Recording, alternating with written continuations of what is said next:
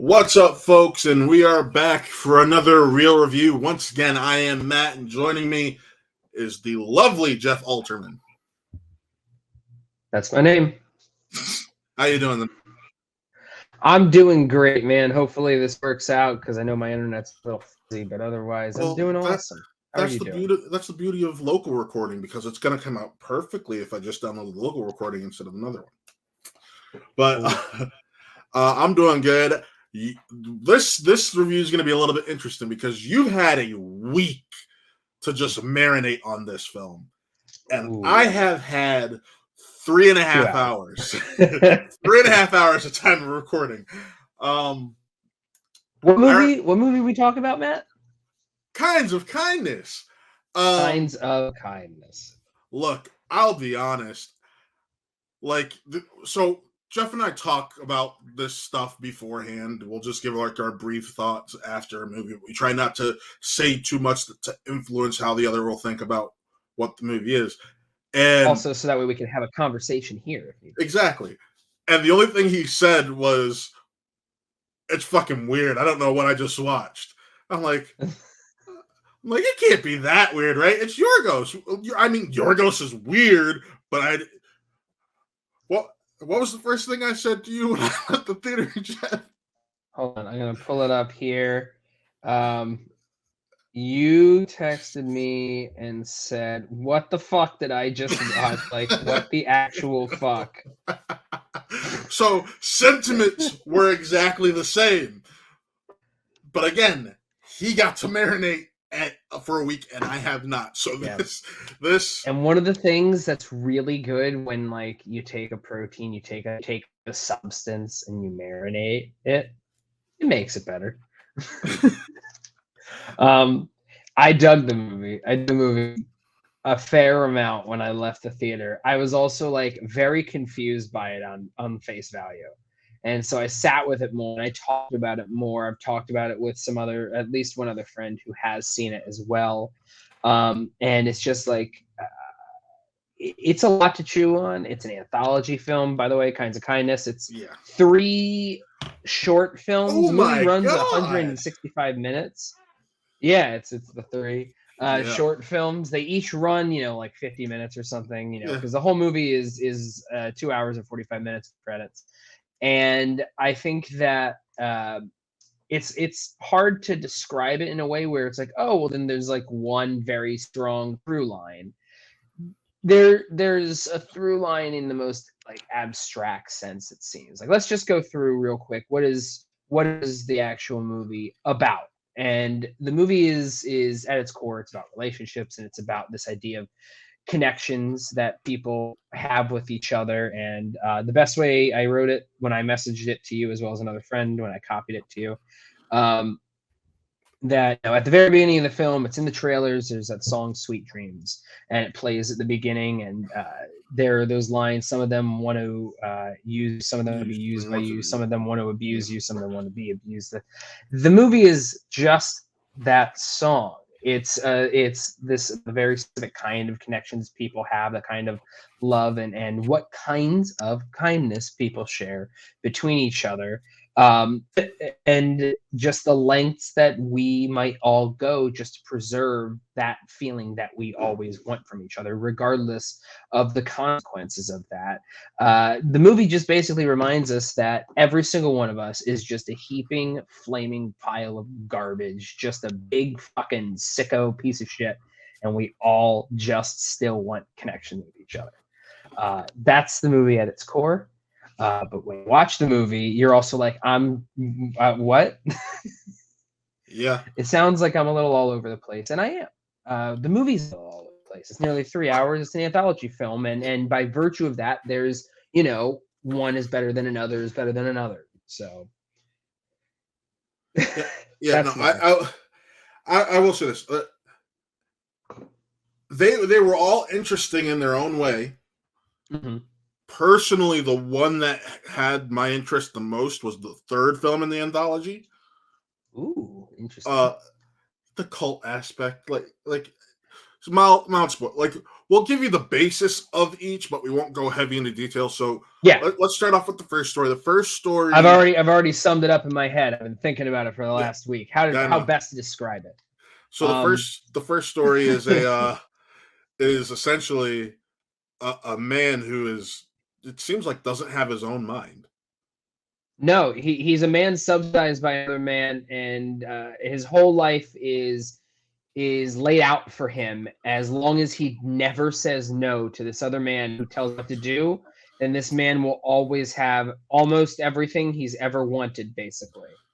And this is the story of, well, what happens if you tell this person no? Uh-huh. What may happen will surprise you. Yeah, definitely did not see it going where it went. Nope, this was my favorite of the three. This is from what I've seen from other people who had talked about it in a brief summary. This seems to be most people's favorite one, and I think it's because it is the most Jesse Plemons heavy. Yeah, that's right. This is definitely he's fantastic in the film. I will say that. I would say the first and second stories are equally Jesse Plemons heavy. What I mean is that the first one is it's Jesse Plemons focused. The second one is more of an even playing field of Jesse Plemons and Emma Stone, and then the third one is primarily Emma Stone focused. There is a structure to it in terms of just like this flow and this very thin, tenuous connection of the themes that it has in place. So we just summed up the first one there. The second one is about a man whose wife disappeared in a shipwreck. They don't know where she was. She was lost at sea. One day, she shows up back at home, but something is off. That's the best way to describe that one without going into too much detail. I was very confused by how that one ended, man. I was confused by it. However, I have a reading of it in my head that we would discuss later. But that was the one that confused me the most, was the ending. Yes. I'm happy that I was able to sit with it longer. It's really hard to actually discuss a lot of this stuff without just like spoiling it out. And part of the fun of the movie is experiencing it as it happens. It's one giant what the fuck movie. I can't tell you how many times you're just sitting there and I'm going, what the actual fuck? I really enjoy it. I do think also, especially watching that home video. So what I was going to say is, without spoiling or mentioning anything, the second story does have what I think is my single favorite joke in all 2024 so far. So that there's a way. So the thing, there was a joke where in my mind I'm like, okay, I could see where this is probably leading. I think I see where this is leading, and then it was almost what I thought it was, and then it was so much more, and it was like I got it, but I didn't, and it floored me, and I cackled in the theater. I will agree. My whole theater screening cackled at this, and it was so funny. So that's that one there, and you have Jesse Plemons there and Emma Stone, and the third one is these people that work for or part of a weird sex cult that are trying to find a messianic figure, and this is what happens when they attempt to do so. And that. I won't say it's the best, but that was the one that kept my interest the most. That was the most plot heavy. Yes. I think that the first two are much more enthused by the concept of the short. Like what is the actual like idea that they're playing with? And then playing more character versus I think the third one, which has to do with the cult, it's very much an A, B, C, D, E. It's the most conventionally structured, I think, of them. So I understand that. This is a very strange movie. Yorgos Lanthimos has this very specific style. This is much closer to his Killing of a Sacred Deer, Lobster, Dogtooth era type film than his more, I guess, broader Favorite, appealing Poor ones of the Things. favorite, and it's funny to say broader appealing for Poor Things, but I mean it kind of hit a more broader audience than expected. Yeah. But that also it also served up a lot of that humor in a more palatable fashion. This movie is in a way similar to Killing of a Sacred Deer. It is like pitch black nihilistic with just like these piercing bits of hilarity that go through it. It is the darkest of dark comedies. So here I will tell you this. And so for those who don't know, my father's also a critic, and so he's in the critic in the area too. So we go to the same screenings. And today, before the screening, I'm like, "Hey, are you going tonight or this afternoon?" Because it was an afternoon screening. And he's like, "Honestly, man, I don't know, because at this point, he has seen The Favorite and Poor Things. He's like, I don't know if this guy's just not for me, or if he's got some sexual fetish he's just putting out in these films, or what. But like, he's like, he actually likes The Favorite. He didn't care for Poor Things as much. But he's like, I don't know, I might just be getting old. I'm like, you sound like you're getting old.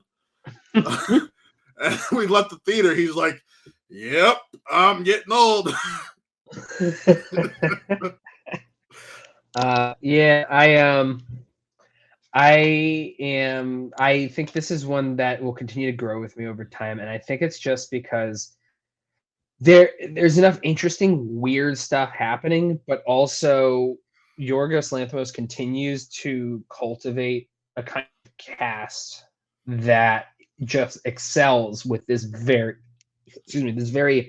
specific kind of voice that he tries to portray, this very monotone thing where it's not about they're not trying to share emotion. You have to really pay attention to their dialogue in order to, because once again, when it comes to these connections people have, it kind of works really well, this monotone style that he has of how he has people act and speak, because it's all about communication, and that's about how they connect with people. And I think that Jesse Plemons richly deserved. I obviously haven't seen most of the options that were at the Cannes Film Festival, but I was so shocked. I was like, "Oh my god!" when he got announced as Best Actor at the Cannes Film Festival. Oh, you And see then I why? saw it, and He's I'm like, fantastic. "Oh, he's so good." There's a moment in the first story, and this isn't a spoiler. He's just sitting. And it's just he's just waiting, and we're waiting with him to just get to the beginning of what the scene is going to be. Mm-hmm. And just sitting there, I'm like, I am riveted just watching him. I don't know what it is. There's something about him that he has it. Yo, He has it. who would have ever thought the bully from Like Mike would turn into one of the best working actors nowadays? Oh man, I remember. I never watched like Friday Night Lights, but like I watched Breaking Bad, so I remember him. He was remember riveting that. in Breaking Bad, and that's when I started And then taking El him Camino. seriously. I was like, wait, this guy. He's a star of season 2 of Fargo, one of the single best television seasons of all time. I think that enough time has passed that I can use such a hyperbolic statement and not feel like crazy or over enthusiastic. He's just made such an interesting series of choices in his career. He's going to be reteaming with Yorgos and Emma Stone in their next film they're making right now. But he's got an Oscar nomination. He had the option to be in Nope, and said, I can't do that because I'm busy working with Martin Scorsese. So he had to choose between Jordan Peele and Martin Scorsese, and it's like, how lucky and how good do you have to be Stephen Yeun's character? Yeah, it was going to be Stephen Yeun's character. It was going to be Jesse Plemons, and he backed out so he could be in Killers of the Flower Moon. Like, he's a guy who's like, he has like his pick of the litter at his disposal. So, and I think that he's only just begun. He's had this real comeuppance over the last few years, I guess is the best way to describe him, I think, and is now he is not this other actor. I want to make this very clear, but I feel as though with time he can occupy a similar space to what like Philip Seymour Hoffman has had. I can see that. I think that he's very much like in the mold of him, kind of like and tracing his footsteps of the You mean besides kind of somewhat looking like him? Yeah, that too. Yeah, so there's him. Emma Stone is also great. These are the two leads. Yes. These are the ones that are really the people that they're focusing on and how to connect with each other. And the other people, of course, there's like Willem Dafoe, who I in saw every single one of these films, he's very much a father figure type in each of these stories. Meanwhile, Hon Chau is very much a motherly type in every single one of these stories as well. So there's very mother or interesting wife. things they try to echo throughout each. And yeah, I think that it's a very fascinating film. I think that Emma Stone is a rock star, but I'm just so blinded by Jesse Plemons in this that I can't even. It's I agree. harder to even discuss her because he's so good and she's amazing. She is good in it, and I agree with you because. Like I know normally we like Poor Things. We watched that together and we were just gushing about her performance and so on and so forth. I thought she was good in this, but when I'm thinking about this film, even after a few hours after the fact, I'm just thinking about Jesse Plemons and just how beautifully it's shot, how riveting Yorgos made this film in every frame. He makes the color, even when it's a muted color palette and different stuff. There's a way where color pops.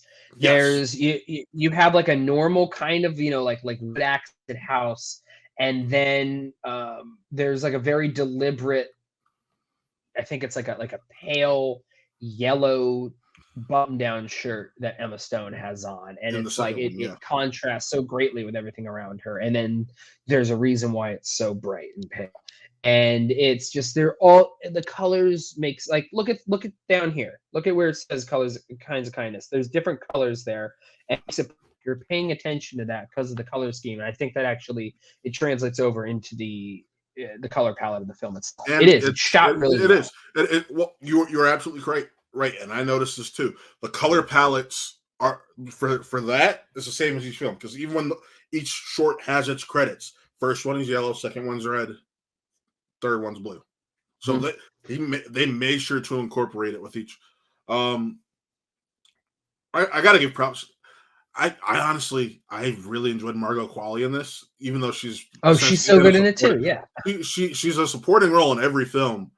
Her biggest moments come in the first and the third. I'd say the third primarily. I think the third is the biggest one for her. Yeah. But I had so much fun with her, especially in the third one. She was so funny. She was like weird, and I have questions still about how her character knew certain things already. So like that was interesting to me. I wish we got a little bit more of that, but I mean, overall, it's both somehow a little overcomplicated and also a little undercooked in areas. Though. Yeah. So I think that it's like I said, it's 2 hours and 45 minutes. Each short, depending on which one it was, I think that each could have been like tightened a little bit. Maybe the movie could have been a little 2.5 hours, maybe a little under. But otherwise, yeah, like it's just little bits of pacing, and that's what happens when you don't have one big narrative. You have it broken into three. So how does it flow? Yeah. But overall, I know I'll let you Jeff start. Jeff, what are you rating this movie? Great post-credit scene, by the way. Oh yeah, post-credit scene was to finish off the third story because and it's so funny. Yes, I personally, I really dig the movie. I give it as of right now, a week after, a 4 out of 5.